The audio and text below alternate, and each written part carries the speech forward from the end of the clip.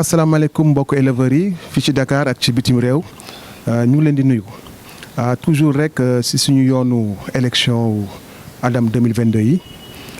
ñuy continuer rek di dalal li nga xamante ne la mooy candidat yi nga xamante ne la ñoo war a jongante ci poste président tey ñu fas yéene ci dalal kenn si ñoom di Matar Niang ñu war a waxtaan ci lu sabab candidature am waxtaan ci li nga xamante ne la mooy programme am Matar ñu ngi lay nuyu.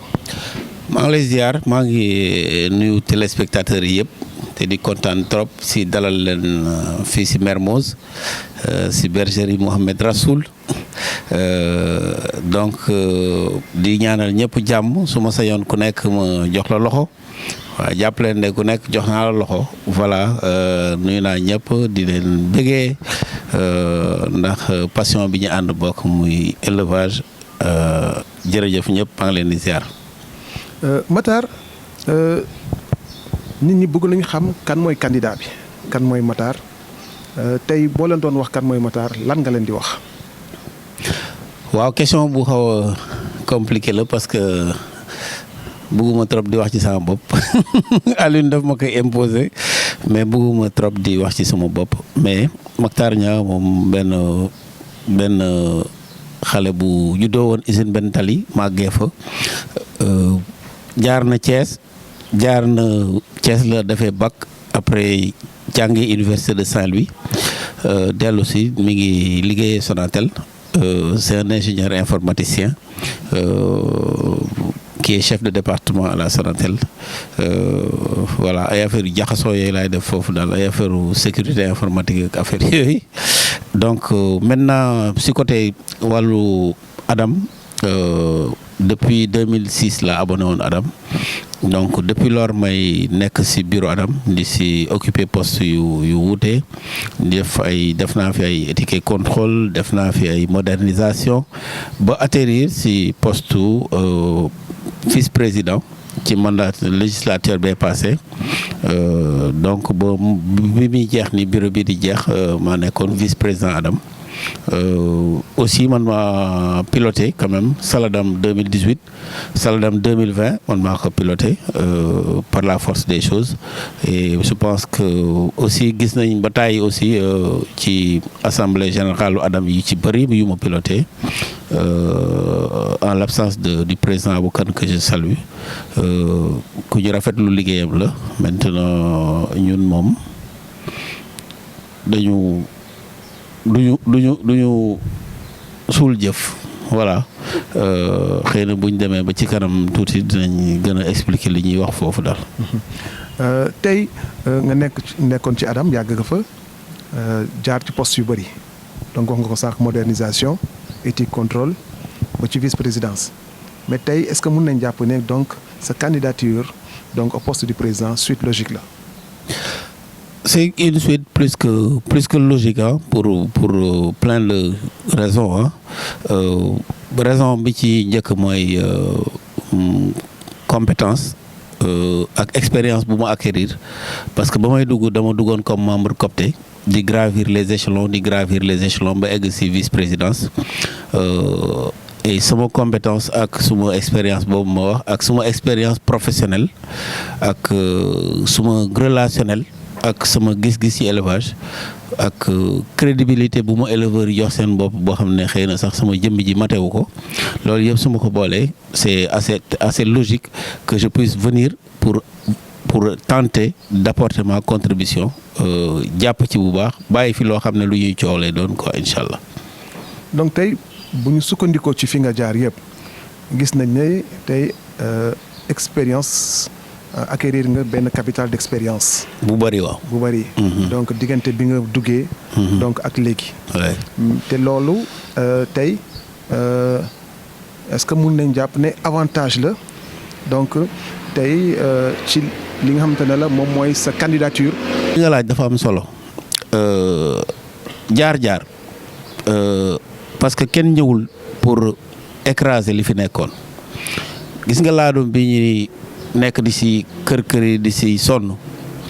su doon chaque génération bu ñëw day jël effacé li fi nit ñi liggéeyoon teg fee ñu construiraat beneen prototype bu laadum bu bees ak ay xar yu bees je pense que dinañ fi def 50 ans te élevage bi du progresser du dem fenn kon c'est important que nit ki di capitaliser si li nga xam ne moom la fi fekk comme de bonnes choses kon le fait que nga vivre loolu participer ci élaboration boobu c'est un point positif deuxième point positif bi mooy boo nekkee ci mbir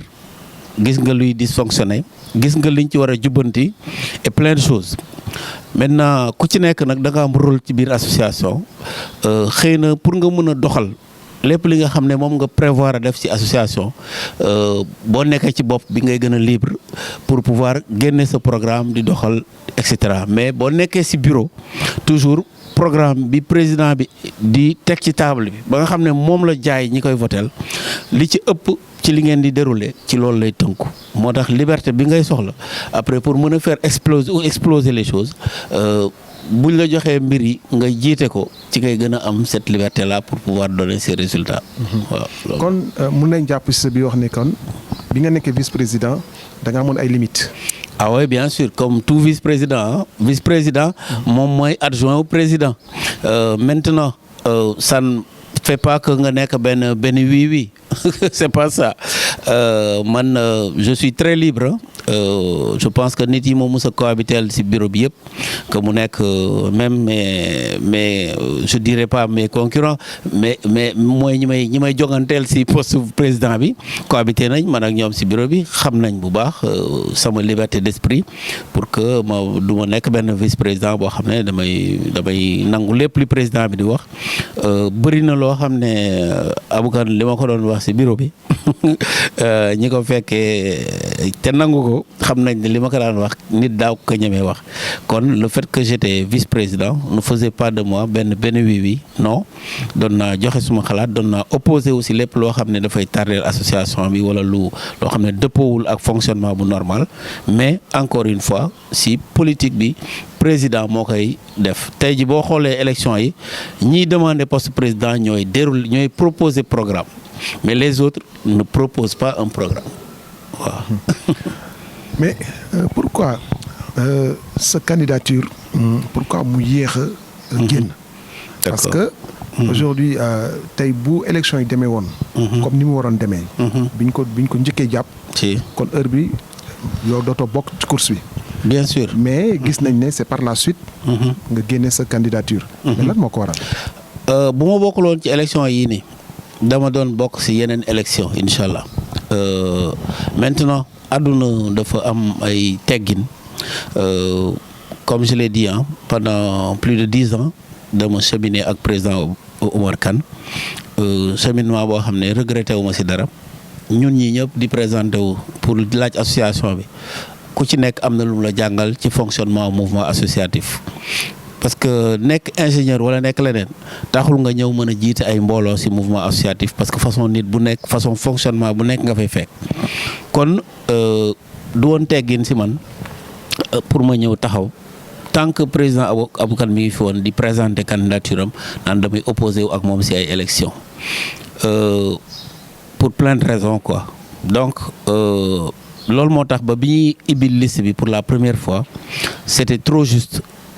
bi may apprendre le désistement de Aboukan ci premier dépôt bi c'était trop juste pour ma ñëw di déposer une candidature sérieuse quoi parce que il faut respecter les gens nit day respecter doomu aadama yi nga war a toog defar un programme discuter ak sa njaboot ak ñëpp ñu la jege ba xam pare nga pour dem loolu moo tax ba déposer wu ma woon ci premier dépôt bi ñu tijjiwaatee nag par la force des choses te damay profiter waale pour leeral lu bari c'est des questions yi faral di ñëw comité sage yi li ñu doon def man bokkuma ci fekkewuma lijjantiwuma ko awma ci woon benn influence en quoi que ce soit dama toog comme membre yëpp toog di déglu jox leen seen cër bi leen association bi jox ñuy doxal ba xëy ibbiwaat liste yi nit ñi ñu may poser parfois la question de savoir ndax man Aboukan comme mënul déposer candidature am dañ ma pousse man pour ma ñëw remplacer Aboukan man ñëwuma pour remplacer qui que ce soit dama ñëw avec une ambition de rendre service à cette association Aboukan man maa ko informé ci sama candidature Abou Kane ne m'a pas demandé de me présenter cette fois-ci. Abou Kane yàggoon na ma doon topp pour me déposer sama candidature ci Adam parce qu'il voulait arrêter depuis bu mu commencé feebar mais cette fois-ci bu may déposer man maa informé Abou Kane kon nañ def attention bu baax sur certaines choses parce que man je pense je suis assez responsable pour di war a bàyyi fi sama kër sama njaboot et tout ça ñu may wax fi ngay jaar quoi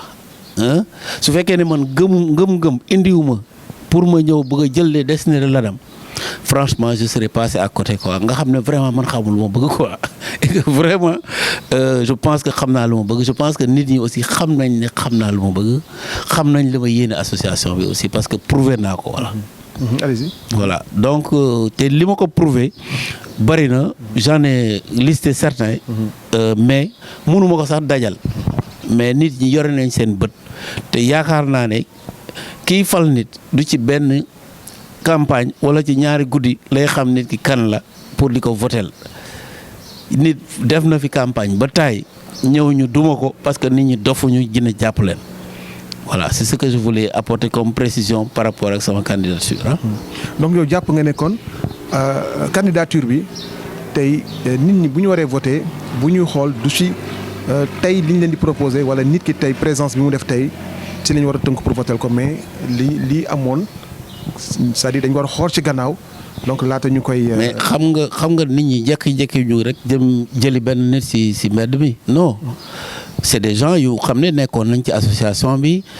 def nañ fi dara wane nañ fi comportement wane nañ fi xarañteef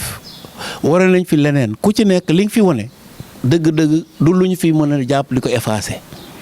loolu yëpp dañ ko war a mën a comptabiliser pour mën a juger nit doomu aadama kenn ko juger ci benn bis kenn ko juger ci ñëw di diggaate nit ki da nga war a xool ndax lim lay dig mën na ko wala mënu ko nga xool profilam xool lim leen woon xool lim fi prouvé biñ ko dénkee ay mbir et cetera pour mën a juger ndax kii liñ muy laaj est-ce que war nañ ko mën a jox am déet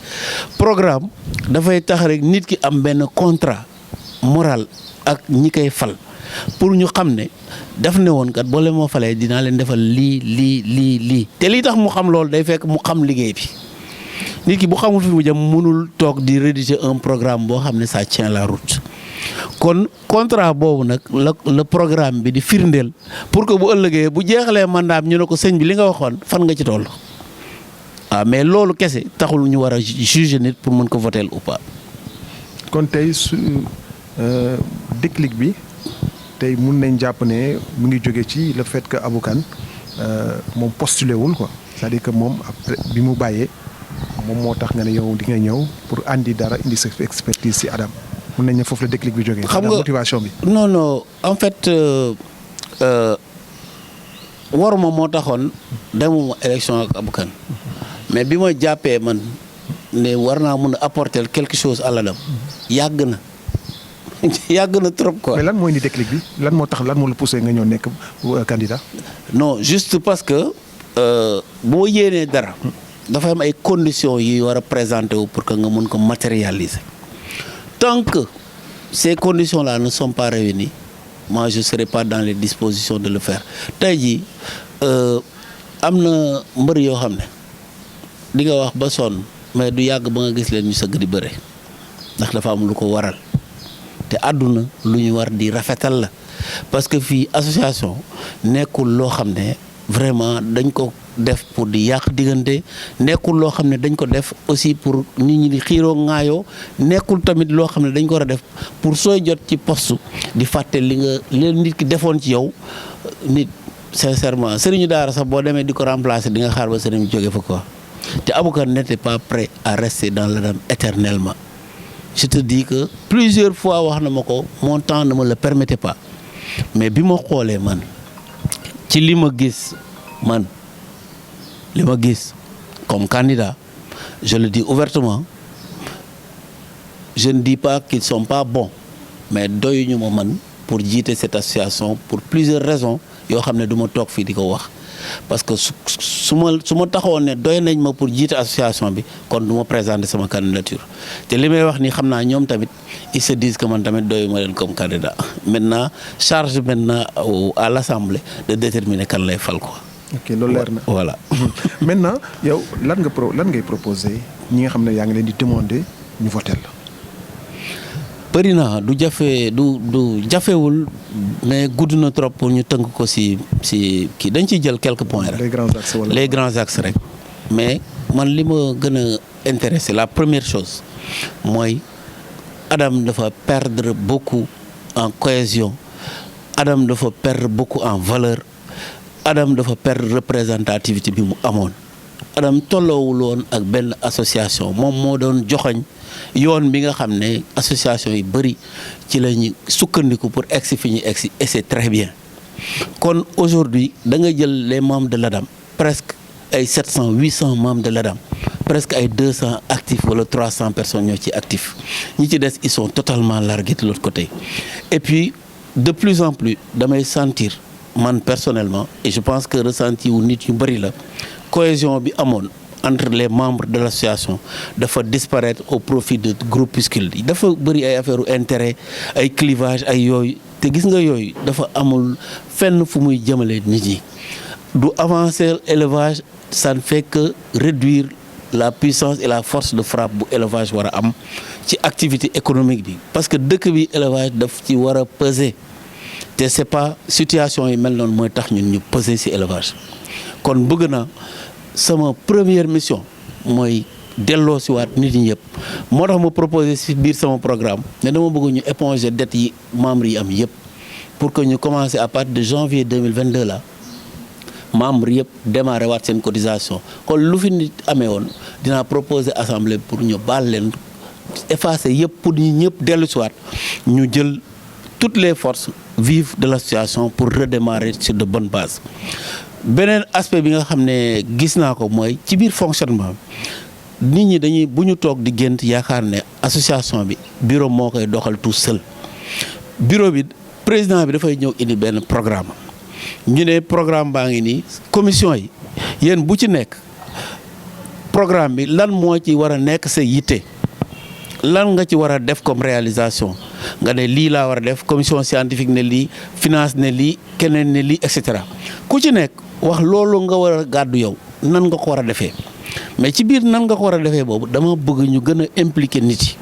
tey jii association bi dafa fees dell ak ay compétences nit yu bëri xam-xam ñoo fi nekk fees fi dell mais association bi utiliser wu leen il faut que commission yooyu ñu koy élargir di ko yaatal di boole nit ñi ci xalaat yi di boole nit ñi tamit ci def bi parce que du xalaat kese te bu ñuy def ku nekk dem toog fële bu ñu moytuwulee dinañ gis une autre forme de management bu fekkee ne man lañ élire man dinañ gis beneen forme de management parce que bëgguma concentrer pouvoir yi à mon niveau bëgg naa vice-président yi ku ci nekk am benn sañ-sañ parce que dañuy jël ay commission finance wala leneen ku nekk ñu dénk ko benn vice-président ne ko yow yaa koy piloter mais vice-président yi doonuñu fi toogati rek di xaar président bi indisponible pour que ñoom ñu jël affaire yi en charge te bëgg naa beneen style de management mooy tey yi bu ñu defee élection yi ba pare su fekkee man lañ élire ni ñuy defee suñu assemblée générale yi dinañ ko xoolaat pour que bu ñu ñëwee assemblée ñuy recueillir seeni xalaat bu ñu ñëwee tey ji daan ne leen gars yi lan ngeen xam ci affaire concours yi ñu def ay atelier regrouper nit ñi par groupe ku nekk wax atelier table bu nekk génne ay proposition ñu discuter ci càmbar ko am yuñ ci retenir soumettre ko bureau bi ñu valider bu ko defee li ñuy jox nit ñi mu jógee ci commission yooyu la nit ñi di gën a nangu ëllëg bu ñu toogee di def point wu bilan bi ne nangam ak nangam la ñuy def day fekk mu dëppoo ak li nga xam ne nit ñi loolu lañ doon xaar donc côté organisation du travail boobu bëgg naa ñu gën a responsabiliser membres yi bëgg naa aussi mu am beaucoup plus d'implication des membres maa ngi koy wax démb benn membre ma ne ko su dee commerçant nga soo jekkee ñuy def salon de l'élevage wala benn sectoriel nga ñëw yow yaa ngi am monnaie tout le temps mais amal réflexe ne yéen guichet yi da ngeen di manqué weccet dinaa leen di mën a wecc 500 000 wala 1 million par jour su ko defee du ñu am rupture monnaie kon ku ci nekk am na loo mën a yëngatu pour jàpp ci liggéey association bi. sponsor yi ak yooyu boo laa jëloon ku nekk nga jox benn këyit ci assemblée bi mais ku xalaat benn sponsor boo xam ne xam nga ko xam nga ne mën nga ci def dara rek bind ko mais dinañ jaaxle ci possibilité yi ñu mën a am pour sponsoring parce que c'est pas uniquement ay affaire minoterie ak yooyu ñoom ñooy nekk suñu ay sponsor parce que man par la force des choses jàpp naa si ba Orange ñëw fi jàppoon naa si ba Sococim ñëw fi am na ñeneen ñu fi indi yeneen sponsor et que war nañ diversifier davantage sponsor yooyu donc loolu bëgg naa ñu firndeel ko bu baax a baax a baax bëgg naa aussi ñu yokk transparence bu baax parce que nit yi lu ñu séq c'est important que ñuy xam fu mu toll à des périodes yu régulières ñu ne woon chaque année war nañ def bilan financier war nañ xam ne Adam lii la am ci alal lii la am ci matériel doxalin lii engagement yi ñu jëloon même bu dee mandat bi jeexagul war nañ ñuy wax nit ñi fan lañ toll à chaque fois ñu koy wax donc kon ñuy systématiser di respecter benn calendrier d'assemblée générale et cetera et tout ça damay ñëw ci assemblée générale yi il faut que nit ñi bu ñu bëggee association bi dox ñuy ñëw ci assemblée générale yi nit ñi bu ñu toogee seen kër du ñu ñëw ci assemblée générale yi assemblée yi du am jëmm loolu mooy wëy bu ñu demee ba egg ci salon de l'élevage da ngay gis ñu dem jëli benn sponsor indi ko ba pare mu ñëw toog ñu ne tey la journée tel sponsor ñuy wër nit ñi seen box yi pour ñu ñëw toog loolu boo ko defee benn sponsor bu déwénee boo ko woowee pour mu ñëw ci sa salon il ne viendra pas su amee fulla ak fayda dootul ñëw su ñàkkulee pexe kon il faut nit yi côté boobu qu'il s'implique davantage ci mbir moom li may daanelee ci côté programme bi parce que dafa gudd trop def naa ko version wolof def naa ko version français def naa ko version wolof partagé naa ko ci réseaux sociaux yëpp mais Adam dafa war am siège Adam il faut qu'il se fasse respecter ñu am siège boo xam ne lu ñu am suñu patrimoine di fa nekk suñu amee suñu ay réunion di ko fa def suñu amee leneen di ko fa def kon suñu capacité financière permettre nañu ñu am siège pour nous faire respecter bu weesoo siège bi état bi bëgg naa tamit ñu gën a toog ak ñoom pour que ñu reconsidérer seen position par rapport à l'ADAM parce que lii ñuy def yëpp c'est pour l'État ministère de l'élevage lépp lu ñu def ci biir élevage il comptabilise sur ça kon il faut que ñoom ñu gën a impliqué wu ci ay location CICES ay subventions et cetera et tout ça il faut ñu toogaat ak état bi pour xool naka la ñuy liggéey ak ñoom sur pas mal de choses bëgg naa aussi ñu jeter les bases maanaam tàmbali pour nu ñuy mettre en place benn minoterie maanaam luy defar aliment pour mën a participer ci régulation marché bi ndax ñun au moins bu ñu créé suñu minoterie dinañ fexe ba prix mu nekk loo xam ne lu accessible ci membres yi la te dina indi yeneen minoterie yi tamit ñu xoolaat li ñuy jaayee parce que ku fi jaay saako aliment 8000 wala 9000 kenn di ko jaayee 6000 bu yàggee boo ramenewul say kii di nga tëj gis nañ ko ci transfert d'argent yi et tout ça c'est pas la peine ñuy détailler sur loolu kon loolu aussi dina permettre ñu am source boo xam ne dina permettre membres yi ñuy mën a financer seen activité pourquoi pas ñu toog ñu ne ren ji Adam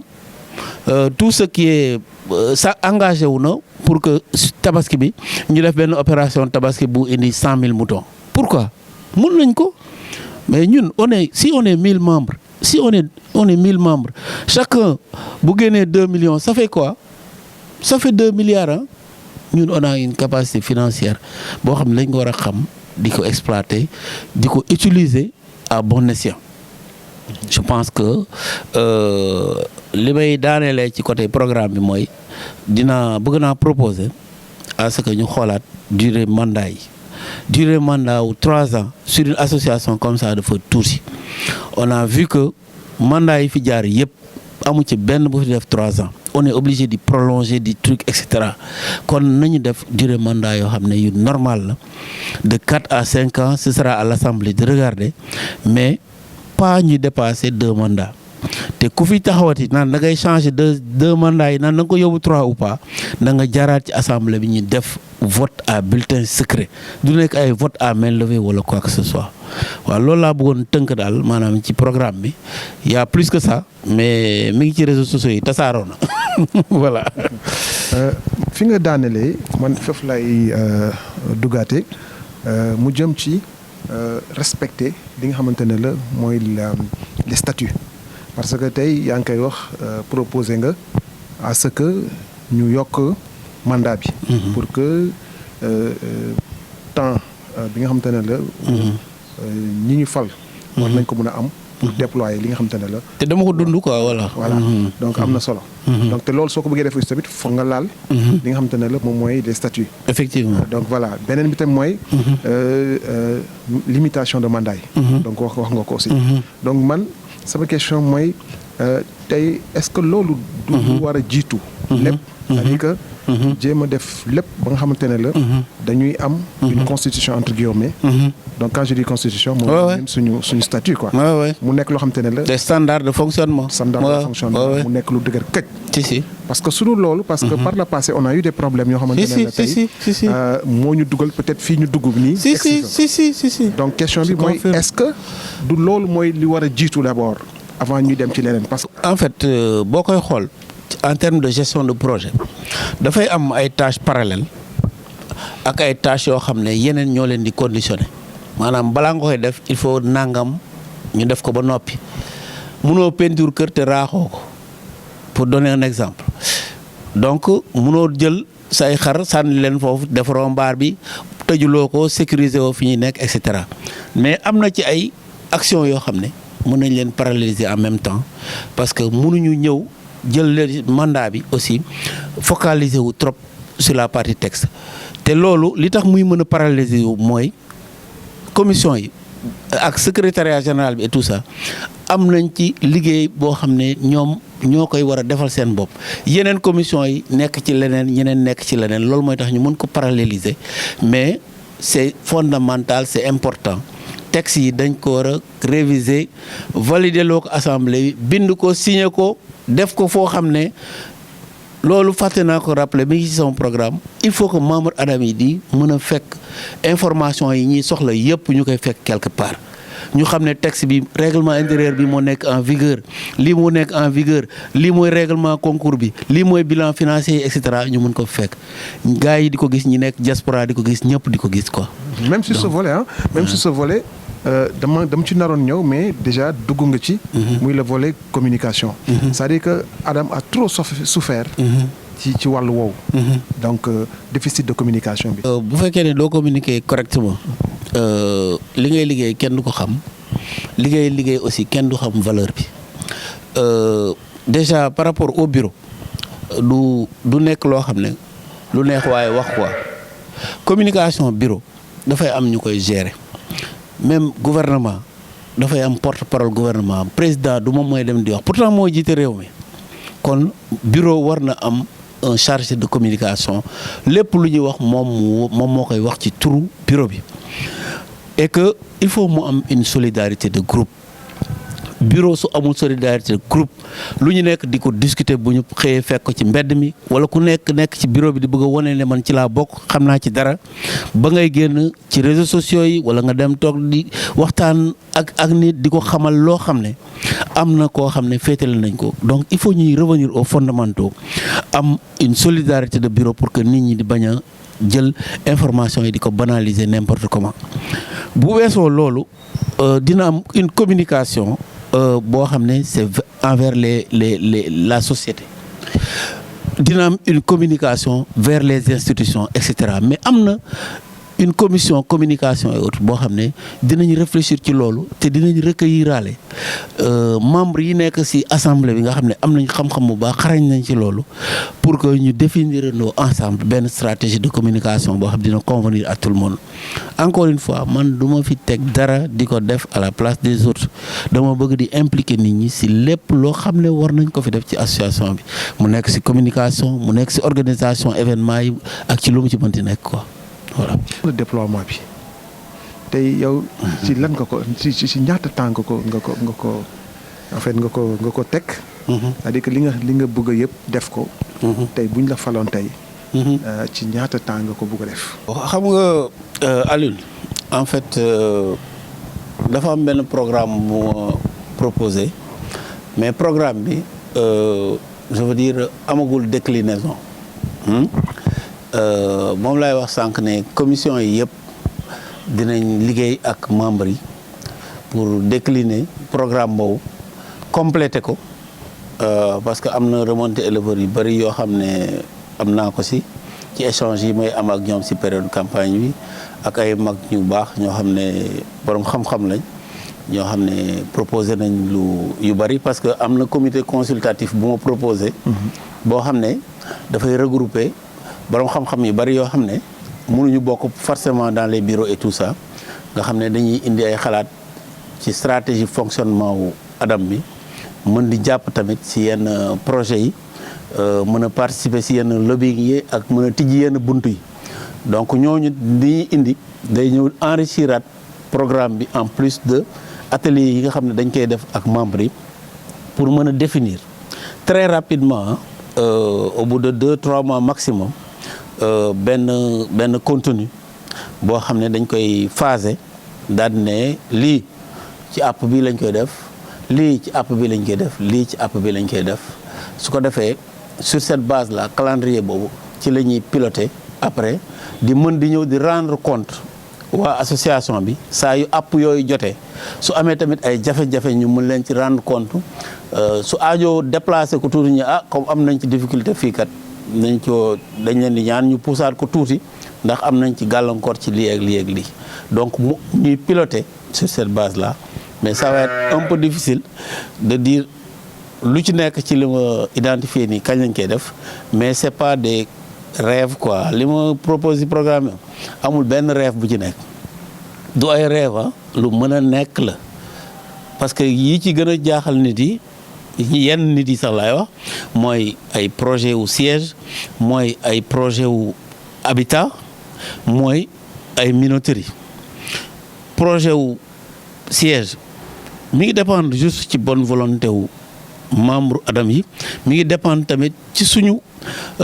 finance yi nan lañ koy assainir pour mën a supporter une partie membres yi supporter une autre partie wala ñu am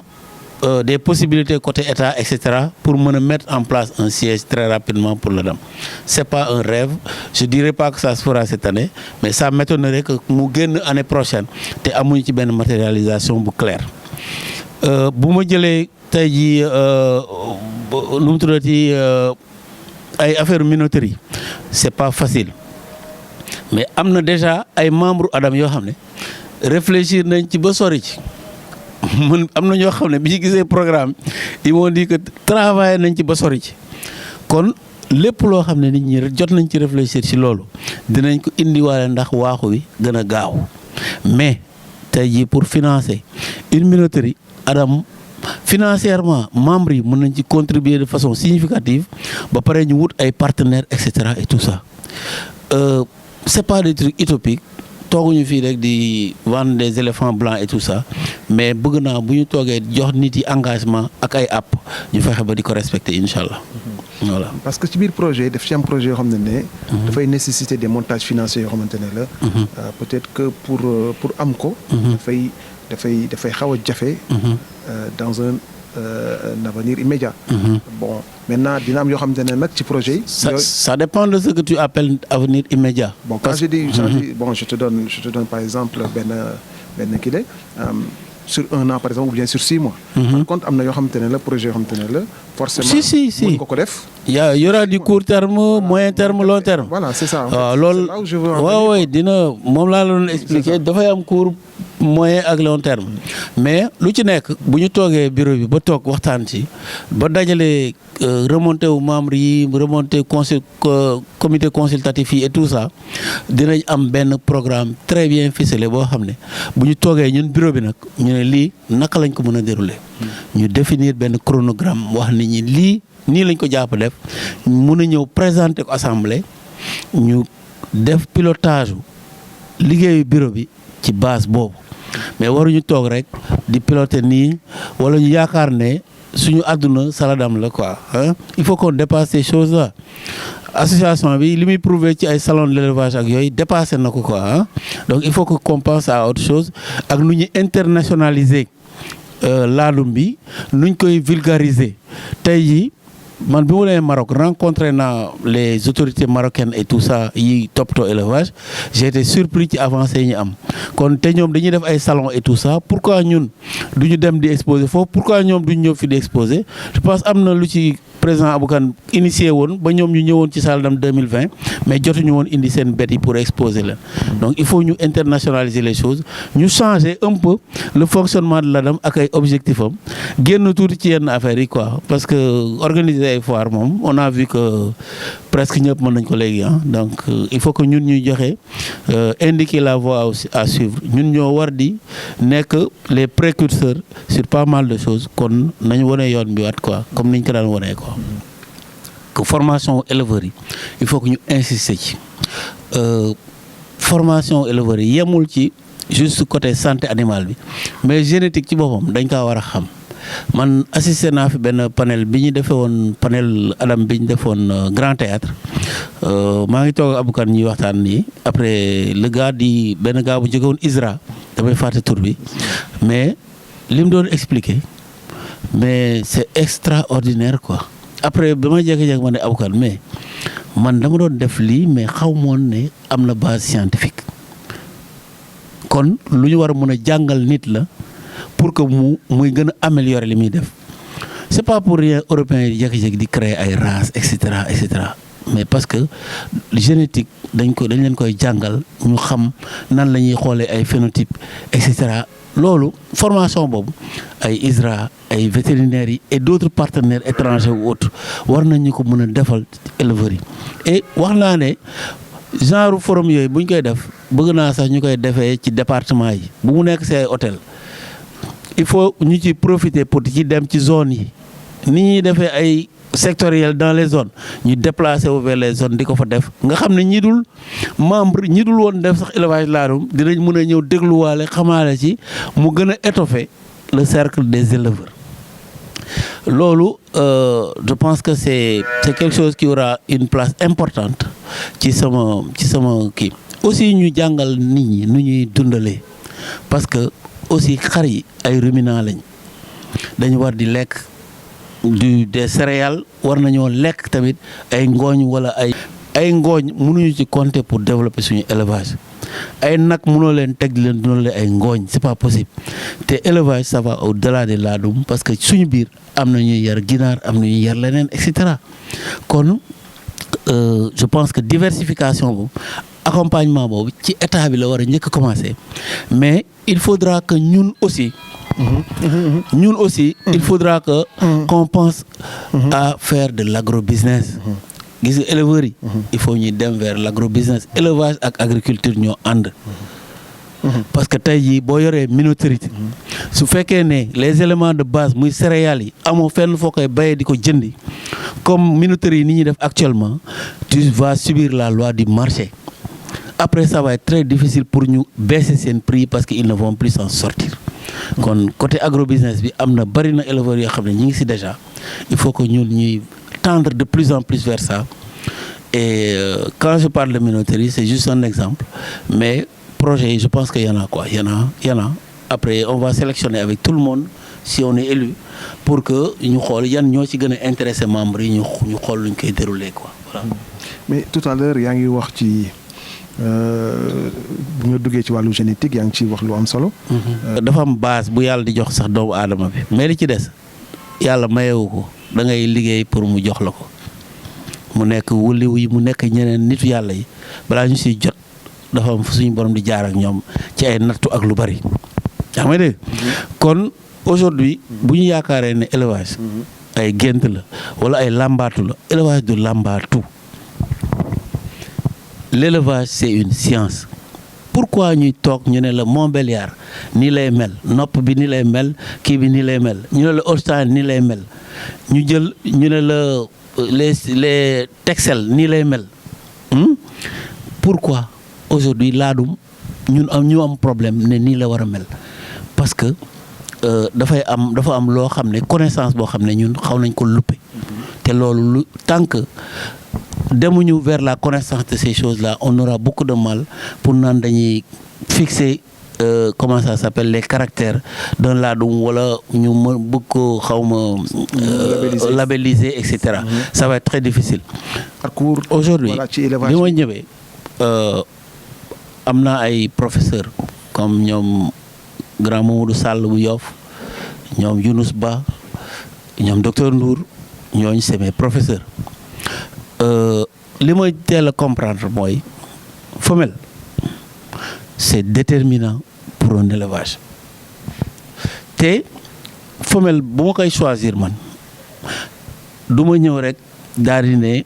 damay xool femelle bu rafet rek ma jënd am ku mu neex nag mën nga am logique boobu damay topp parents yi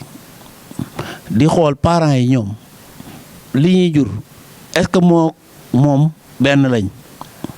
maanaam ñi mu bokkal daal est-ce que noonu lañ mel wala moom benn phénomène rek la wala déedéet ñooñu seeni parents ñan la et cetera donc damay remonter xar bi jusqu'à 2-3 niveaux voire 4 parfois léegi ma liggéey sur cette base là ma sélectionner sur cette base là un certain nombre de brebis mâle bi may sélectionner c'est la même chose te mâle bi bu ma ko doon sélectionner damay xool li samay femelle soxla pour compléter wu du ma dégg riiru benn xar rek muy dem looloo tax ñu bari doon wax ne man damaa wowle dama têtu parce que quand je travaille xooluma brebis bi am sama wet du ma ko sax xool damay continuer li may def ba pare xool li may jox lan la kon nit ki buy croiser war na xool ndax li wuti loolu la ay xaram manqué am déet donc ci loolu laa travaillé man ba defar benn base de femelle boo xam ne man maa ko produire sama bopp de mes propres mains ci ndimbalu suñu borom maintenant après ma ne bu ma bëggee fixer ay jeunes ma gëstu seet xool élevage médecine vétérinaire amul woon benn maturité pour di conserver man yu xar yi et tout ça ma bëgg a fixer yenn jeunes yi ne xar bi weexaay bi bëgg naa ko fixer donc moo tax xar yu weex bari woon sama kër bëgg naa fixer hauteur bëgg naa fixer wet et cetera kon ma ne la seule possibilité bu may am mooy may croiser xar yi entre ñoom ay croisement proche mais su ma leen di defal ay croisement proche tamit damay xool lan laa bëgg a fixer parce que su ma jëlee doomu bâtonnier bu jigéen jox ko bâtonnier mu tëbaat ko kooku su ma juralee mbote bu góor mun naa jàpp bâtonnier rendi ko quoi parce que je veux dire gène bi dafay fixé wu dafay sap à 75% voire plus après maintenant may jël beneen femelle di ci travailler wet damay xool je veux dire doom ji ak yaay ji laa war a boole wala ñaari sœur laa war a boole pour fixer benn gène spécifique ou pas donc loolu moo ma doon permettre ma dem ba nga xam ne sama xar yi dañu am benn âme foo leen gis da nga leen di xàmme presque bu ñuy jur dañuy répéter li ñuy jur maa ngi la koy expliquer sànq ma ne la li nit ñi di ñàkk seetlu yëpp ma ne la yaa ligne Mandela bi Mandela gagné na concours xar bi Mandela jur candee la